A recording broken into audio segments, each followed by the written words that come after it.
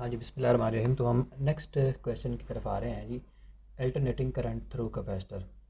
तो हम इससे पीछे सीख चुके हैं अल्टरनेटिंग करंट थ्रू रजिस्टर।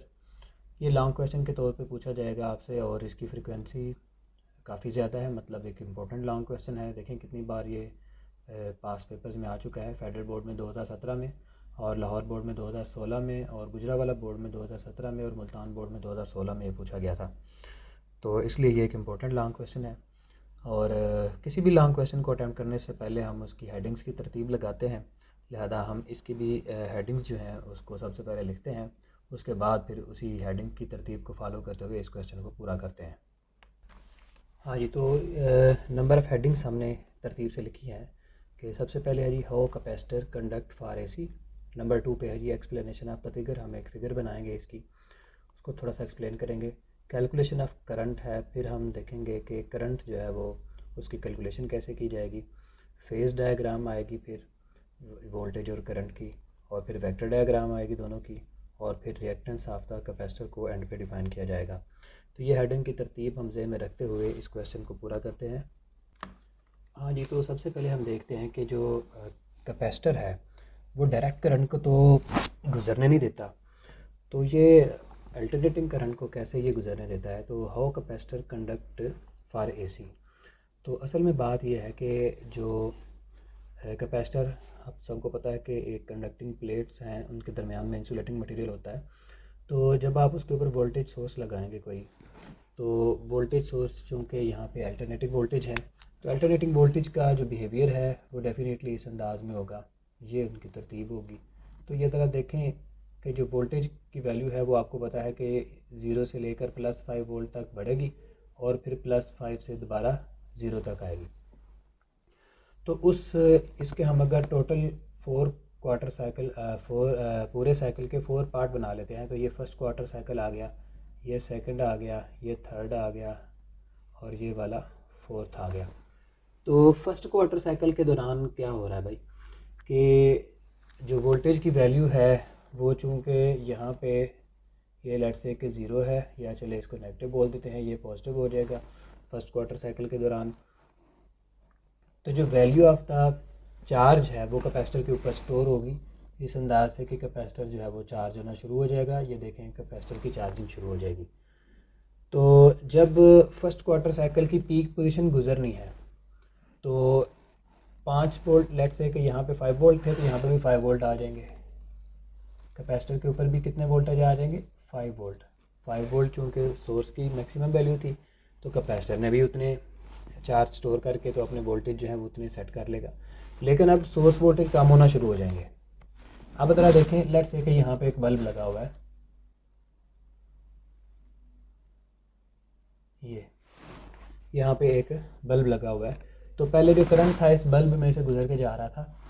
कब, फर्स्ट क्वार्टर साइकिल के दौरान जो करंट है वो बल्ब में से गुजर के जा रहा है। यहाँ से करंट आ रहा है और बल्ब में से गुजरता हुआ, क्योंकि साथ साथ कैपेसिटर चार्ज हो रहा है और साथ ही उसमें से कंडक्शन हो रही है बल्ब में से।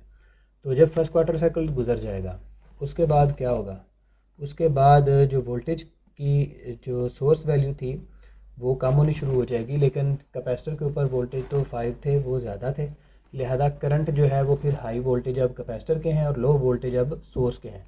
तो करंट जो है वो वापस इस डायरेक्शन में आएगा, ये रिवर्स हो जाएगा, करंट डायरेक्शन अपनी रिवर्स कर लेगा, करंट इस तरफ फ्लो करना शुरू कर देगा। तो सोर्स कैपेसिटर से वापस सोर्स की तरफ जो है वो चार्ज मूव करेगा, करंट फ्लो करेगा। तो सेकंड क्वार्टर साइकिल के दौरान भी बल्ब जो है वो ग्लो करता रहेगा। फिर अगर आप थर्ड क्वार्टर साइकिल देखते हैं, अब देखें सारी चार्जिंग ख़त्म हो जाएगी। कैपेसिटर जो चार्ज हुआ था वो सारा जो चार्ज है वो यहाँ तक पहुँचते हुए इसका चार्ज जो है वो ख़त्म हो गया। ये जहाँ पे फर्स्ट हाफ साइकिल ख़त्म हुआ इस पोजीशन के ऊपर। अब जब थर्ड क्वार्टर साइकिल आएगा तो ये जो साइड है ये पॉजिटिव होनी है और ये वाली नेगेटिव होनी है। तो कैपेसिटर ने इस दोबारा से यहाँ पे ये स्विच को हम क्लोज ही रखेंगे, sorry, through the process switch close ही रहेगा। तो दोबारा से कैपेसिटर की जो है वो चार्जिंग शुरू हो जाएगी। कैसे, कि ये साइड अब पॉजिटिवली चार्ज होगी और ये वाली नेगेटिवली चार्ज होगी। तो डेफिनेटली जो करंट है कैपेस बल्ब में से इस रास्ते से फ्लो करता रहेगा।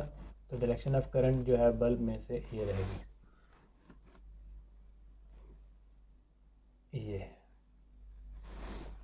ये बल्ब में से इस डायरेक्शन में करंट फ्लो कर रहा है।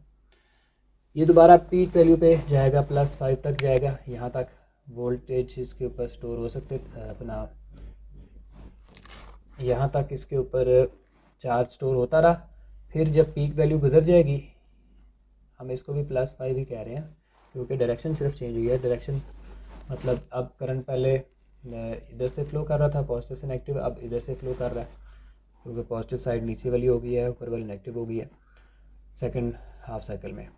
तो बहरहाल चार्जिंग देखें, यहाँ से इस तरफ जा रही है, बल्ब जो है वो इस तरफ करंट फ्लो कर रहा है।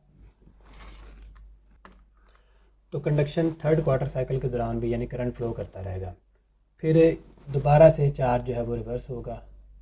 चार्ज रिवर्स होने की वजह से मतलब जब पीक वैल्यू गुजर जाएगी, थर्ड क्वार्टर साइकिल गुजर जाएगा, तो फिर क्या होगा कि फिर कैपेसिटर से वापस, क्योंकि कैपेसिटर के वोल्टेज जो हैं वो तो हाई हो चुके थे, और वापस कैपेसिटर के वोल्टेज से कैपेसिटर से जो चार्ज है वो सोर्स की तरफ मूव करेगा। ये +5 वोल्ट पहुंच गया था, तो ये वापस करंट इस डायरेक्शन में फ़्लो करना शुरू कर देगा। तो ये डायरेक्शन करंट की ये बन जाएगी।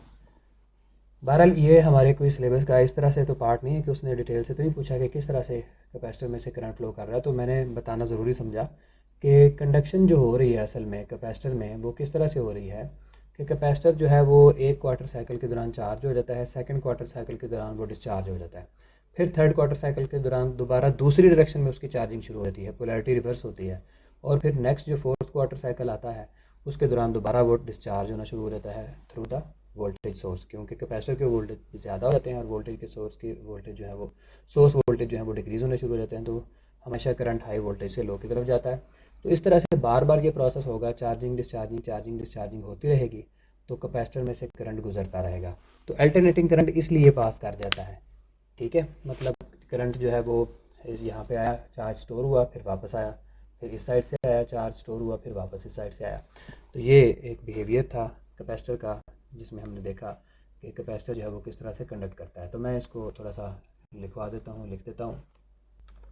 तो देखिए हमने इसको लिख दिया है कि N alternating current flows in the circuit edge the plates are being continuously charge and discharge, continuously charge हो रही हैं और डिस्चार्ज हो रही हैं, and charge the other way round, दूसरी डायरेक्शन में फिर चार्ज होना शुरू हो जाती हैं बाय द अल्टरनेटिंग वोल्टेज की वजह से।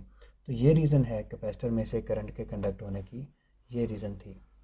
तो हमने अब नेक्स्ट मूव करते हैं कि हम एक एसी सोर्स कैपेसिटर के ऊपर लगा रहे हैं और अल्टरनेटिंग वोल्टेज दे रहे हैं, और उसकी वजह से जो करंट का रिस्पांस है वो कैसा होता है उसको रिकॉर्ड करते हैं। सो हमारी जो नेक्स्ट हेडिंग है वो है एक्सप्लेनेशन ऑफ द फिगर। मैंने फिगर में से स्विच को और बल्ब को हटा दिया है और ख़ाली जो है एक वोल्टेज सोर्स एक कैपेसिटर के साथ अटैच है।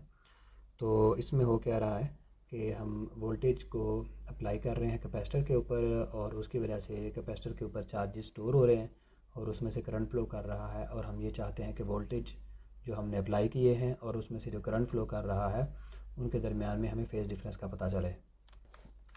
सो इसको हमने एक्सप्लेन कर दिया है कि consider the figure in which the capacitor is attached to N AC source, so the applied voltage is given by, so the applied voltage, consider the figure in which capacitor is attached to an AC source, the applied voltage is given by, हमने जो उसको voltage दिए हैं alternating voltage वो है V equal to V not sign of theta. अब देखें इसकी वजह से क्या होगा, जब भी आप किसी कैपेसिटर के ऊपर वोल्टेज सप्लाई करते हैं तो उसकी वजह से कैपेसिटर के ऊपर चार्ज स्टोर होना शुरू हो जाता है। तो इस वजह से इसके ऊपर चार्जेस स्टोर होंगे, इसलिए हम बोलेंगे, लिखेंगे due to that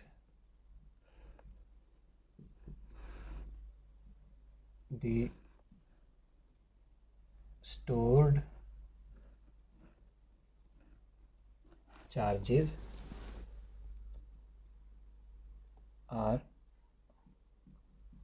given by the relation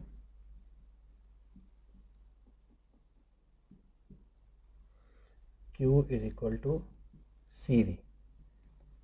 तो ये हमें पता है कि जब भी आप किसी कैपेसिटर के ऊपर वोल्टेज अप्लाई करते हैं, उसकी वजह से उसके ऊपर चार्ज स्टोर होता है, और जो चार्ज स्टोर होता है उसकी value Q equal to C we equation से निकाली जा सकती है। तो इस इक्वेशन में अगर आप V की ये वैल्यू लगाएंगे, क्योंकि वोल्टेज यहाँ पे फिक्स तो नहीं है ना, वोल्टेज तो इस तरह से चेंज हो रहे हैं, इस तरह से वोल्टेज के अंदर वेरिएशन आ रही है, लिहाजा V की ये वैल्यू इसमें पुट करें तो Q बराबर आएगा किसके, C, V की जगह पे आ जाएगा V not sign of theta. इसका मतलब जो चार्ज के अंदर वेरिएशन आएगी, ये चार्ज की इक्वेशन है, हमारे पास दो इक्वेशन आ गई हैं। ये देखें, एक इक्वेशन है वोल्टेज की और दूसरी इक्वेशन है चार्ज की, जिनको मैंने सर्कल किया। तो इन दोनों इक्वेशंस को देखें तो हमें समझ आ रही है कि इसमें वी नॉट कांस्टेंट है और इसमें सी और वी नॉट दोनों ही कांस्टेंट हैं। तो इसका मतलब जो वोल्टेज वेरी कर रहा है वो भी साइन के साथ, साइन का फंक्शन है, और जो चार्ज वेरी कर रहा है वो भी साइन का फंक्शन है।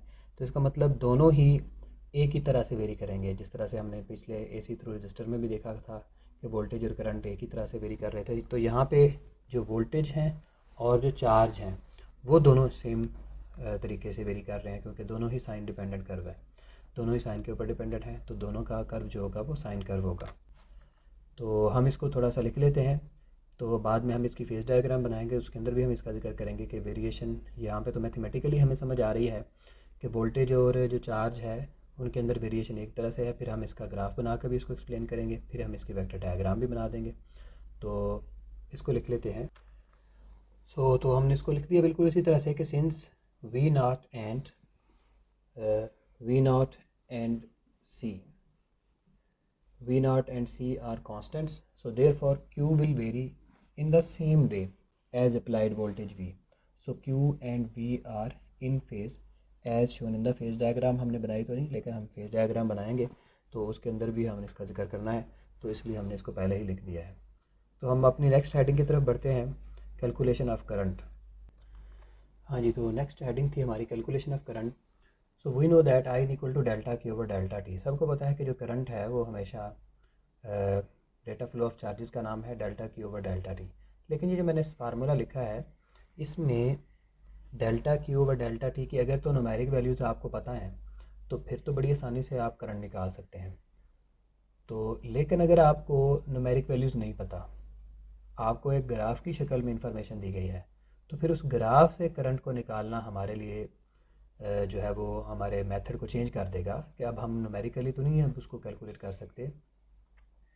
लिहाजा मैंने लिखा है कि we know that I equal to delta Q over delta T. हमें पता है कि करंट जो है वो delta Q over delta T के बराबर होता है। तो अब हमारे पास डेल्टा Q और डेल्टा टी की वैल्यूज़ जो अवेलेबल हैं वो न्यूमेरिक वैल्यूज़ नहीं बल्कि उनका ग्राफ मौजूद है। हमने पीछे इक्वेशन लिखी थी, ये आपको दोबारा से लिख देता हूँ। ये हमारे पास इक्वेशन थी Q is equal to C we not sign of theta. चूँकि ये कांस्टेंट था तो इसमें देखें ये थीटा की जगह पे आप पुट कर देंगे ओमेगा टी। ये देखें हमने थीटा की जगह पे ओमेगा टी लगाया, तो इसका मतलब जो वेरिएशन आनी है क्यू के अंदर वो टाइम के साथ आनी है। जिस तरह से टाइम वेरी करेगा उसी तरह से चार्ज वेरी करेगा। तो ये जो हमारे पास इंफॉर्मेशन है अब वो ये है कि टाइम का और चार्ज का हमें ग्राफ पता है। ये देखें, ये टाइम का और चार्ज का ग्राफ मैंने पहले भी साइन कर शो किया था। बिल्कुल दोबारा से ये देखें, ये हमारे पास दोबारा से ये कर्व आ जाएगा। इस साइड पे हमने टाइम लिया हुआ है और इस साइड पे चार्जेस है।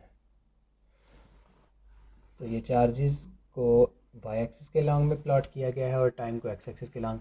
इन दोनों का ग्राफ अवेलेबल है, यानी हमें delta Q over delta T की न्यूमेरिक वैल्यूज़ नहीं पता बल्कि Q और T का ग्राफ पता है। तो अब ग्राफ पता है तो उसकी हेल्प से हमने निकालना है current.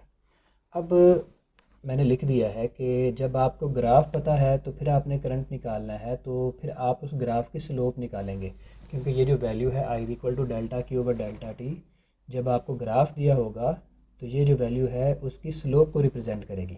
Delta Q over delta T की जो वैल्यू है ये अगर आपको ग्राफिकल डाटा दिया होगा तो फिर उस ग्राफ की जो स्लोप होती है वो करंट के बराबर होती है। Q और T का ग्राफ उसकी स्लोप वो करंट के बराबर होगी।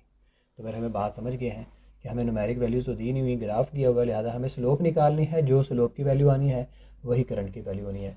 तो इसलिए लिखा गया है जी thus the slope of the QT graph represents the current. अब बात यह है कि ग्राफ अगर तो स्ट्रेट लाइन हो ना तो उसकी एक ही स्लोप निकलती है बस, तो करंट की भी एक ही वैल्यू आती है। लेकिन जब ग्राफ कर्व आ जाता है तो उसकी डिफरेंट स्लोप्स आएंगी, तो इसका मतलब जो करंट की वैल्यूज़ होंगी वो भी डिफरेंट होंगी। इसलिए चूँकि ये जो ग्राफ है ये तो कर्व है, तो इसकी एक स्लोप तो आनी नहीं है, इसकी डिफरेंट स्लोप्स आएंगी। तो उन डिफरेंट स्लोप्स को डिफरेंट पोजीशंस पे कैलकुलेट करना ज़रूरी है। हम इस पूरे ग्राफ के ऊपर 5 पॉइंट सेलेक्ट कर लेंगे। मैं पहले बता चुका हूँ, अगर ग्राफ स्ट्रेट लाइन होता तो एक ही स्लोप की वैल्यू आनी थी, लेकिन चूँकि ये ग्राफ एक कर्व है तो इसकी स्लोप से डिफरेंट पॉइंट पे डिफरेंट होगी, लिहाजा हम 5 डिफरेंट पॉइंट्स इसके ऊपर सेलेक्ट करते हैं। लेट्स से कि ये पॉइंट 1 है, ये पॉइंट 2 है, ये पॉइंट 3 है, ये पॉइंट 4 है और ये पॉइंट 5 है। तो मुझे 5 पॉइंट इसलिए लेने पड़े हैं क्योंकि ग्राफ कर्व है, तो कर्व ग्राफ जो होता है उसकी फिर डिफरेंट पॉइंट्स के ऊपर स्लोप्स निकालनी पड़ती है। तो हमने 5 डिफरेंट पॉइंट्स डिफरेंट पोजीशंस पे सिलेक्ट कर लिए हैं। तो अब हम इन पॉइंट्स के ऊपर स्लोप्स निकालेंगे। अब दूसरा हमारा प्रॉब्लम ये है कि जब ग्राफ कर्व होता है तो उसकी जो स्लोप होती है वो उस के ऊपर टेंजेंट ड्रॉ करके निकाली जाती है। यानी पॉइंट 1 के ऊपर हमें ग्राफ की स्लोप निकालनी है तो पॉइंट 1 के ऊपर एक टेंजेंट लाइन ड्रॉ की जाएगी। टेंजेंट लाइन क्या होती है? ऐसी लाइन जो किसी भी कर्व को एक सिंगल पॉइंट पे टच करे। ये देखें, ये एक टेंजेंट लाइन है।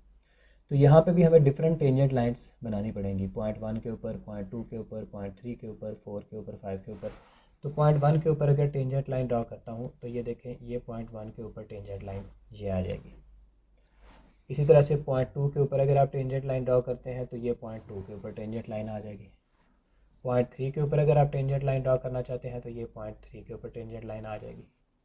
और अगर आप पॉइंट 4 के ऊपर टेंजेंट लाइन ड्रॉ करना चाहते हैं तो ये पॉइंट 4 की टेंजेंट लाइन आ जाएगी। इसी तरह से पॉइंट 5 के ऊपर अगर टेंजेंट लाइन ड्रॉ करना चाहते हैं तो ये पॉइंट 5 की टेंजेंट लाइन आ जाएगी।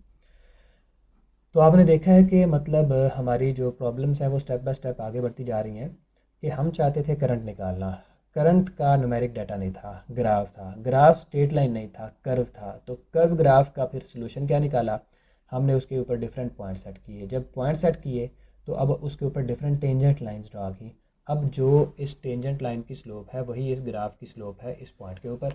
तो हम अब इन टेंजेंट लाइंस की स्लोप निकालेंगे। उसके लिए भी मेरे पास आप एक सोल्यूशन है। आप ज़रा इस स्केच को देखें तो आपको अंदाज़ा हो जाएगा कि किस पॉइंट के ऊपर स्लोप की वैल्यू जो है वो मैक्सिमम होनी है और किस पॉइंट के ऊपर स्लोप की वैल्यू जो है वो मिनिमम होनी है। तो ज़रा देखें, फ़र्ज़ किया हमारे पास ये डिफरेंट लाइंस हैं।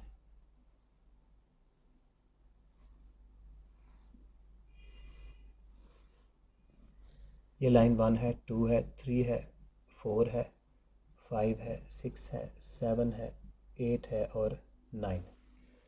यानी 4 लाइंस 5 के राइट साइड पे हैं और 4 ही लाइंस जो है वो लाइन 5 के लेफ़्ट साइड पे है। ये लाइन 1 है ना, इसकी स्लोप 0 है। लाइन 2 जो है इसकी स्लोप 0 नहीं है, इसकी वैल्यू 0 नहीं है, पॉजिटिव है और 1 से ज़्यादा है। जो लाइन 3 है इसकी स्लोप पॉजिटिव है, 2 से भी ज़्यादा है। लाइन 4 की स्लोप 3 से भी ज़्यादा है और लाइन 5 की जो स्लोप है वो मैक्सिमम है, इन्फिनिटी है। यानी आप ज़हन में बैठाएंगे कि अगर कोई लाइन, उसकी स्लोप का आपने अंदाज़ा करना है ना कि जो लाइन होती है उसकी जो स्लोप है वो ज़्यादा कब होगी और कम कब होगी। तो ये टेंजेंट लाइन सारी लाइनें ही है ना, तो इनकी स्लोप हमने देखना है कि ज़्यादा कहाँ पे है, कम कहाँ पे है, नेगेटिव कहाँ पे है। तो ये जो स्केच है ये हमारी हेल्प कर रहा है। देखें, मैंने क्या बोला है कि जब कोई लाइन जो है वो एक्स एक्सिस के पैरेलल होती है तो उसकी स्लोप 0 होती है, और जब वाई एक्सिस के पैरेलल होती है तो उसकी स्लोप सबसे ज़्यादा होती है, इन्फिनिटी होती है, मैक्सिमम होती है। तो समझ आती है बात की कि जो स्लोप्स की वैल्यूज़ हैं वो इस तरह से चेंज होती हैं कि जैसे जैसे लाइन जो है वो एक्स एक्सिस से वाई एक्सिस की तरफ बढ़ती जाएगी तो उसकी स्लोप की वैल्यू जो है वो इंक्रीज़ करती जाएगी। ठीक है, यहाँ पे स्लोप कम है, 0 है, और यहाँ पे स्लोप जो है वो इन्फिनिटी है। अब इस साइड पे आएँ, लाइन 9 जो है ये भी एक्स एक्सिस के पैरेलल है, लिहाजा इसकी स्लोप भी 0 है। जो लाइन 8 है इसकी स्लोप नेगेटिव है, यानी इस साइड के ऊपर जो स्लोप्स की वैल्यू थी वो स्लोप्स की वैल्यू जो है वो पॉजिटिव थी, लेकिन इस साइड के ऊपर जो लाइंस की स्लोप है वो स्लोप की वैल्यूज़ जो है वो नेगेटिव है। यानी लाइन 9 जो है उसकी स्लोप जो है वो क्या है, 0 है। 8 की स्लोप 0 नहीं है, नेगेटिव है, मैग्नीट्यूड के अंदर 9 से ज़्यादा है। इसी तरह जो लाइन 7 है इसकी जो स्लोप है वो 8 से ज़्यादा है, मैग्नीट्यूड में है ये भी नेगेटिव। यानी जो लाइन 6 है उसकी मैग्नीट्यूड 7 से भी ज़्यादा है लेकिन नेगेटिव है, और लाइन 5 जो है इसकी स्लोप इन्फिनिटी है। तो इस साइड पे जो स्लोप्स की वैल्यूज़ हैं वो नेगेटिव है। यानी हम अंदाज़ा लगा सकते हैं, आप किसी भी लाइन को देखें तो आपको समझ आ जाएगी कि स्लोप की वैल्यू अप्रॉक्सीमेटली आपने एक क्वालिटेटिव एनालिसिस करते हुए कहाँ पे रखनी है, मैक्सिमम रखनी है या फिर मिनिमम रखनी है। तो सबसे पहले हम देखते हैं, तो हम लेट्स से कि इसी को हम फेज़ डायग्राम का नाम दे देते हैं। हमने इसके ऊपर काफ़ी वर्क कर लिया है। तो चूँकि ये हम पहले बता चुके हैं, इक्वेशन 1 और 2 में हमने चार्ज का और बोला था वोल्टेज, अगर ये वोल्टेज का कर्व बनाते ना हम तो वो भी बिल्कुल इसी तरह से बनता, वोल्टेज का कर्व भी बिल्कुल इसी तरह से ही आता। ठीक है, लेट्स से कि ये वोल्टेज का कर्व ले लेते हैं और ये वाला जो है ये हम ले लेते हैं चार्ज का कर्व, क्योंकि बुक के ऊपर ऐसे लिखा हुआ था मैंने इसलिए ऐसे शो कर दिया, फ़र्क कोई नहीं पड़ रहा। हमारे जो पॉइंट्स थे उसके ऊपर भी कोई फ़र्क नहीं है, जो लाइंस टेंजेंट ड्रा की हैं उसके ऊपर भी कोई फ़र्क नहीं है। तो हमने ये देखें वोल्टेज और जो चार्ज हैं वो तो इन फेज़ है, नज़र आ रहा है, उनकी वेरिएशन जो है वो बिल्कुल एक जैसी है। लेकिन हम वोल्टेज का जो कर्व है वो मैंने प्लॉट कर दिया है। जो सॉलिड लाइन थी उसको हमने बोल दिया है कि ये वोल्टेज का कर्व है, और जो डॉटेड लाइन थी उसको मैंने बोल दिया है कि ये चार्ज का कर्व है, ताकि फेज़ डायग्राम हमारी पूरी हो जाए ना, क्योंकि हमें वोल्टेज और करंट का फेज़ डायग्राम बनानी है। तो अब देखें ज़रा, फिर वापस उसी चीज़ पे आते हैं कि पॉइंट 1 के ऊपर जो स्लोप की वैल्यू है वो आपको नज़र आ रहा है कि 4 और 5 के दरमियान में है, यानी वो मैक्सिमम और पॉजिटिव वैल्यू आएगी। तो अगर वाई एक्सिस के लांग मैं पहले चार्ज और वोल्टेज ले चुका हूँ, वाई एक्सिस के लांग पहले चार्ज और वोल्टेज है और एक्स एक्सिस के लांग टाइम है। अब तीसरी क्वांटिटी यहाँ पे हम शो कर रहे हैं और वो है करंट। करंट की वैल्यूज़ हम निकाल रहे हैं, इन स्लोप से हमें करंट पता चलेगा। तो वाई एक्सिस के लांग अब हम करंट भी रख रहे हैं। तो इसका मतलब पॉइंट 1 के ऊपर जो स्लोप की वैल्यू है वो देखें, ज़रा कंपैरिजन करें, इसकी स्लोप जो है वो 4 और 5 के दरमियान में यहाँ पे किसी पोजीशन पे आपको लाई कर रही है। इसका मतलब कि इसकी स्लोप तो पॉजिटिव और मैक्सिमम है। तो लेट्स से कि maximum positive value of the current जो है वो प्लस आई नॉट है, और वो ये वैल्यू है, ये प्लस आई नॉट जो वैल्यू है ये मैक्सिमम और पॉजिटिव करंट की वैल्यू है। थोड़ा सा और बेशक ऊपर लिख लें इसको जी। लेट्स से कि ये जो वैल्यू है ये है प्लस आई नॉट यानी मैक्सिमम एंड पॉजिटिव करंट, और ये जो वैल्यू है यहाँ पे ये है माइनस आई नॉट के बराबर यानी मैक्सिमम एंड नेगेटिव करंट। तो दो वैल्यूज़ हमने बना ली कि करंट की मैक्सिमम पॉजिटिव वैल्यू कितनी कहाँ तक जा सकती है और नेगेटिव वैल्यू कहाँ तक जा सकती है। तो अब हम पॉइंट 1 के ऊपर दोबारा से देखते हैं कि ये जो टेंजेंट लाइन थी इसकी जो स्लोप है ये बिटवीन 4 एंड 5 लाई कर रही है ना, तो इसका मतलब इसकी स्लोप की वैल्यू इसकी स्लोप की वैल्यू पॉजिटिव एंड मैक्सिमम है। तो इसका मतलब पॉइंट 1 के सामने जो पॉइंट तलाश करें जहाँ पे करंट मैक्सिमम एंड पॉजिटिव हो। तो देखें पॉइंट 1 के सामने ये पॉइंट आ गया जहाँ पे करंट की वैल्यू मैक्सिमम एंड पॉजिटिव ले ली, तो मैंने उस पॉइंट को सर्कल कर दिया। ओके हो गया। तो ये मेरे पास करंट की वैल्यू आ जाएगी, क्योंकि जो स्लोप्स की वैल्यूज़ होनी है वही हमारे पास करंट की वैल्यू होनी है, ये हम बार बार पहले ऊपर बता चुके हैं। अब पॉइंट 1 ख़त्म हो गया, पॉइंट 2 के ऊपर बात करते हैं। तो पॉइंट 2 के ऊपर देखें, ये जो मतलब टेंजेंट लाइंस थी, मैंने बोला था कि टेंजेंट लाइंस जो हैं वो हम ड्रा करेंगे किसके ऊपर, वोल्टेज कर्व के ऊपर बेशक ड्रा कर लें, बेशक चार्ज के ऊपर, लेकिन हमें चार्ज के ऊपर अगर ड्रा करनी है तो ये टेंजेंट लाइन आ जाएगी ना। तो बात एक ही है, ये देखिए ये टेंजेंट लाइन आ गई। चलो हम इसको भी हटा लेते हैं, और यहाँ पे क्योंकि आपको ताकि कन्फ्यूजन ना हो कि हमने चार्ज वाला जो कर्व था उसके ऊपर लाइनें ड्रा की हैं टेंजेंट लाइंस, ये पॉइंट 4 था। ओके हो गया।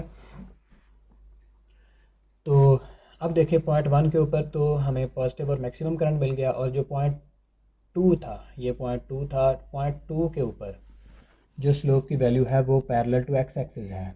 इसका मतलब जो स्लोप की वैल्यू है वो ज़ीरो है, कहाँ के ऊपर, पॉइंट टू के ऊपर। तो इसका मतलब पॉइंट टू के सामने आप पॉइंट तलाश करें जहाँ पे करंट ज़ीरो होगा, तो डेफिनेटली हमने करंट को वाई एक्सिस के ऊपर लिया हुआ है, तो करंट की वैल्यू ज़ीरो एक्स एक्सिस के ऊपर होगी। ये पॉइंट आ जाएगा पॉइंट टू के सामने, यानी वाई एक्सिस के लॉन्ग लिया है ना करंट, तो उसकी ज़ीरो वैल्यू कहाँ पे होगी, उसकी ज़ीरो वैल्यू एक्स एक्सिस के ऊपर होगी।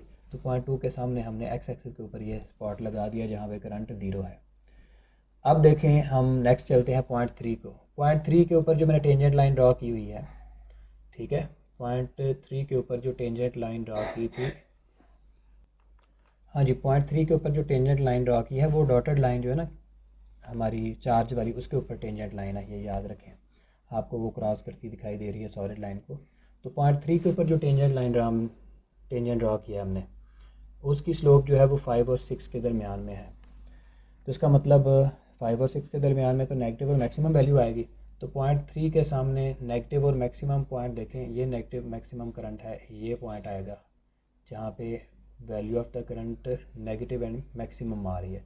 तो ये मैंने वो पॉइंट लगा दिया नेगेटिव और मैक्सिमम पॉइंट थ्री के सामने। पॉइंट करंट जो है, क्योंकि स्लोप की वैल्यू नेगेटिव एंड मैक्सिमम है, तो करंट की वैल्यू भी नेगेटिव एंड मैक्सिमम चली जाएगी। फिर पॉइंट फोर देखें, तो पॉइंट फोर जो है दोबारा 1 और 9 के पैरेलल है, यानी स्लोप की वैल्यू जो है वो ज़ीरो है। तो फोर के सामने ज़ीरो वैल्यू कहाँ पे है करंट की, एक्स एक्सिस के ऊपर दोबारा आ गया। इसी तरह से ये देखें जो पॉइंट फाइव है, पॉइंट फाइव के ऊपर जो स्लोप की वैल्यू है वो फिर दोबारा वन वाली है, यानी पॉजिटिव और मैक्सिमम। तो पॉइंट फाइव के सामने अगर आप देखते हैं तो मैक्सिमम और पॉजिटिव करंट ये स्पॉट आ जाएगा।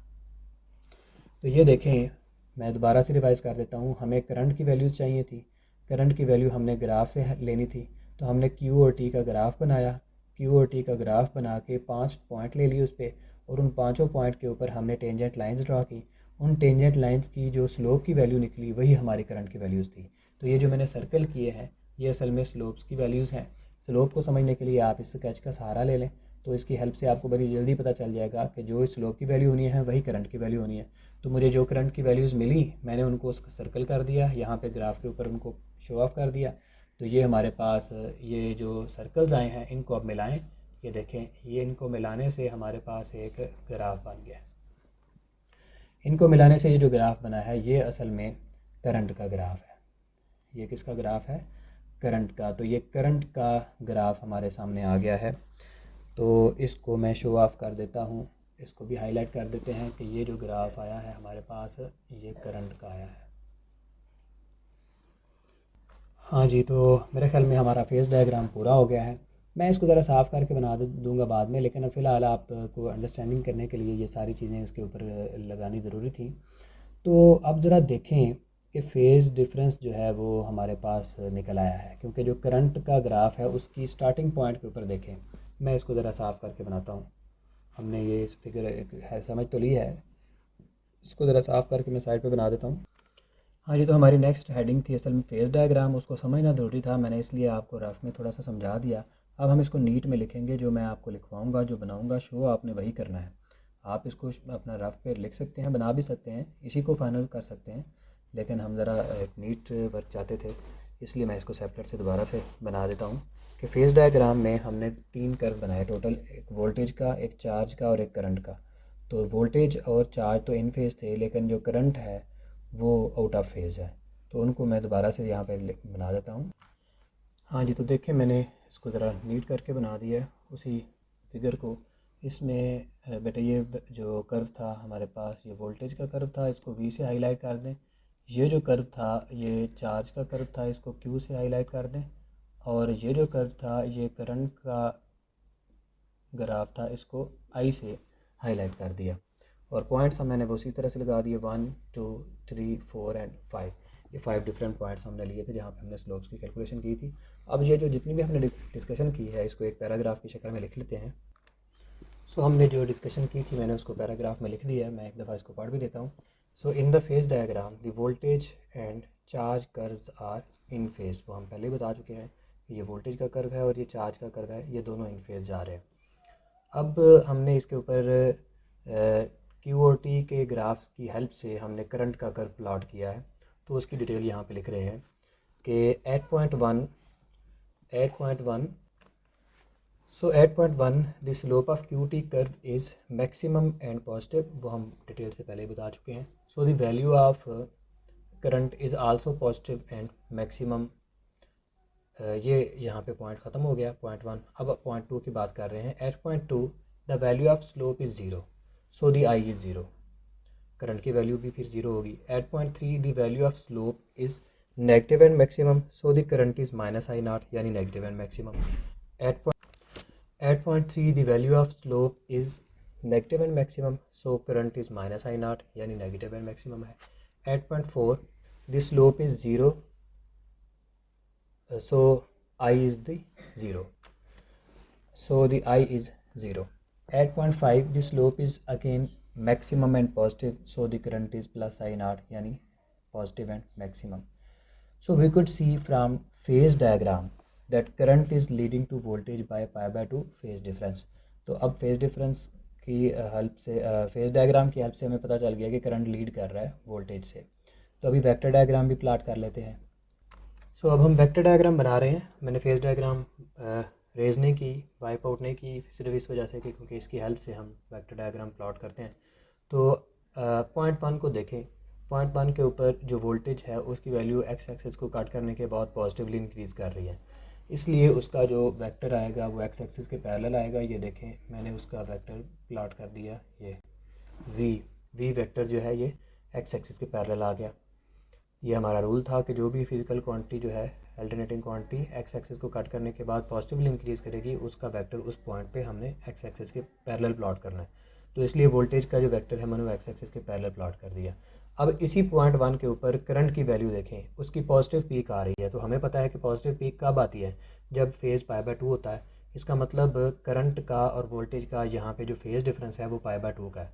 तो मैं करंट का और वोल्टेज का अगर फेज़ डिफरेंस पाई बाय 2 का शो करना चाहता हूँ तो इसका मतलब मुझे करंट का जो वेक्टर है,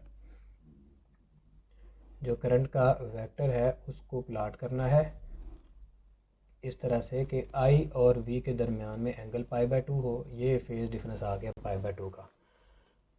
अब देखिए हमने इन दोनों को एंटी क्लॉकवाइज डायरेक्शन में रोटेट करना होता है. तो इसका मतलब करंट आगे आगे जाएगा और वोल्टेज पीछे पीछे आएंगे. इसका मतलब है कि करंट लीड कर रहा है, वोल्टेज लैग कर रहे हैं. तो दोबारा हम इसको भी थोड़ा सा लिख लेते हैं. So in the vector diagram it is also noted that current is leading to voltage by pi by 2 phase. तो ये हमें वेक्टर डायग्राम से भी यही समझ आई. अभी हम लास्ट हेडिंग को देखते हैं, रिएक्टेंस ऑफ द कैपेसिटर. सो हम लास्ट हेडिंग देख रहे हैं रिएक्टेंस ऑफ द कैपेसिटर. देखें हर कंपोनेंट जो होता है ना वो करंट के रास्ते के अंदर कुछ ना कुछ रुकावट डालता है. तो कैपेसिटर जो है वो भी अल्टरनेटिंग करंट को किसी हद तक रोकने की कोशिश करेगा.